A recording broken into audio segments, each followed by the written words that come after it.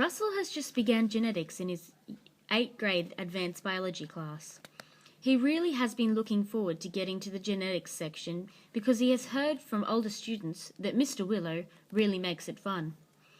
After the first section on mapping chromosomes, Russell begins to feel lost. He is not catching on to Mr. Willow's explanations as well as he thought he would. After Russell takes his first test, he gets a 72%. Russell is stunned. After all, that is the lowest he has ever scored on a science test. When Russell gets home, his father asks him about the test, and when he hears Russell's score, he is not pleased. His father says, "You know, Russell, this is how your sister got started down this path today. First, she failed a test, then it was her major project, soon it was the class, and pretty soon she didn't think she could catch up anymore. So she gave up and quit school. Is this how you want to end up?" Russell stammers, "No, but..." "But what?" His father interrupts. "I tell you, Russell, I am not accepting any of this nonsense from you. You bring up that grade or else you will have to quit getting involved in all of these extracurricular things. I told your mother I thought you should be spending more time studying and less time doing other things. Maybe now your mother will stop being so soft and understand that spoiling you is getting nowhere. I want to see the grade go up. You hear?" His dad asks, "Yes, I hear," Russell answers with a sigh. His next genetics assignment is a project that counts for 40% of his grade. So, Russell knows he must do well if he is to raise his grade. After class, he overhears some of the other students commenting on Mr. Willow's class. They all seem to agree that he is really tough and that this assignment is going to be difficult. Russell was sure that if he tried, he could improve his score. After all, science has always been a subject he was excellent in.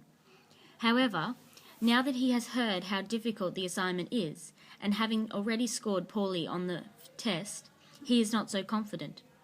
After soccer practice that afternoon, Lewis, a senior guard, and the star of the team, says to Russell, "I heard you have Old Man Willow for science. Have you gotten to genetics yet?" "Yeah, we just started it," Russell answers. "Oh man, his first project is so hard. You map all the genes in your family and he grades so strict. You are doomed. Just get ready to flunk it." "Great," mutters Russell. I'm already in trouble at home for not scoring very high on my test. My parents are really going to be mad at me if I flunk the project too. My dad is talking about me quitting the team. He thinks it is getting in the way of my work." "Oh, that is really bad news. Does your old man know how important you are to the team?" Lewis asks. "I don't know," Russell answers. "And I don't think he really cares, to be honest. My parents don't really know how much playing means to me." "Well," Lewis says, "you know my older brother took Willow's class. I could ask him if he still has the assignments. I mean, it's not like they've changed or anything. I hear he was given the same stuff for years."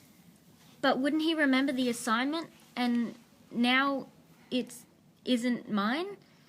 "No, it isn't mine?" Russell asks. "Nah, he's graded so many of these over the years that there would be no way he'd remember it.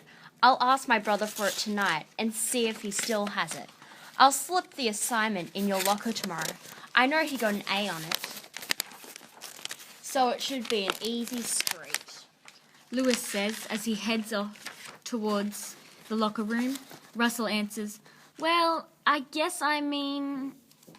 "Hey, Lewis interrupts. if you are a coward, then forget it. Just flunk." No, it's fine. Thanks, Lewis," Russell shouts. "Don't mention it." Lewis shouts back. The following day, Russell finds the assignment in his locker and takes it home to look it over. That night, while Russell is in his room working on his homework, his father tells him he has a phone call. "Hello?" Russell says, picking up the phone. "Hey man, it's me, Lewis. Did you get what I put in your locker?" Lewis asks. "Oh, yeah," Russell answers. "I was just about to look over it, and I think I'll have to make some changes," Russell continues. "I mean, I don't want him to think that, "You worry too much." Lewis interrupts. "Quit acting like such a baby, Russ. Everyone has done it at some point or another. You don't want to lose your social life, do you, man? Lewis asks.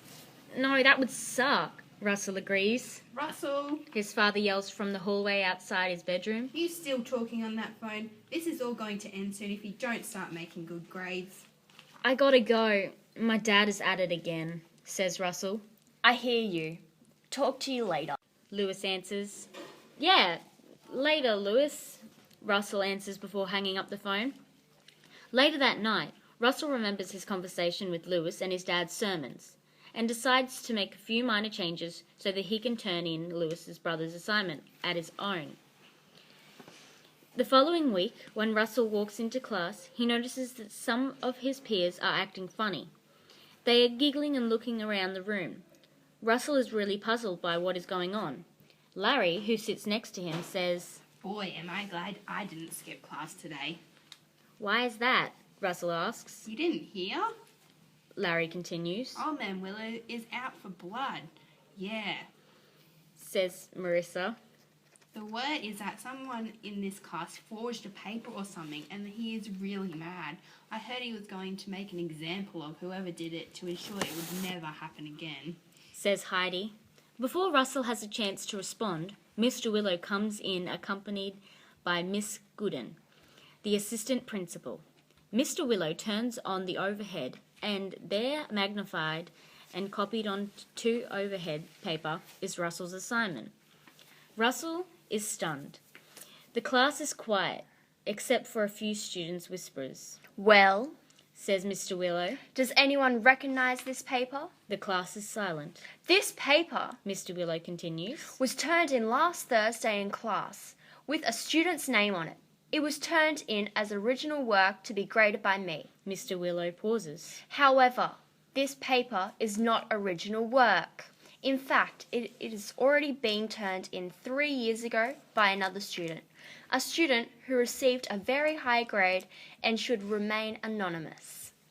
There is whispering filling the room. So I would like the student who committed the offence to stand and acknowledge what he has done and to apologise to the class as well as to me before Mrs. Goodgan escorts him out.